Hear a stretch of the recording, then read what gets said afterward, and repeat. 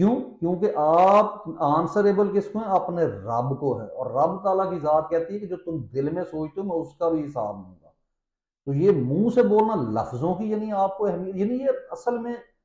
آج تک آپ کے سامنے جو مفکر بیٹھے ہیں نا، یہ وہ لوگ تھے جس کو یہ کمپنی بہادر لے کر آئی تھی،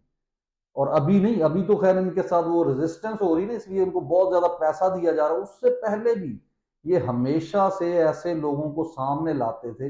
ٹی وی کے اوپر، جب صرف پی ٹی وی تھا، ریڈیو پاکستان، اور جگہ جگہ انہوں نے ہر ادارے کو اپنے مکروہ کردار سے جو ہے وہ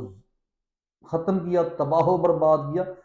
یعنی ملک کی پولیس میں آپ کو نظر، یعنی سرے عام آپ لوگ گالیاں دیتے ہیں پولیس کو، اس میں یہ کس کی وجہ سے آتے ہیں؟ انہی لوگوں کی وجہ سے۔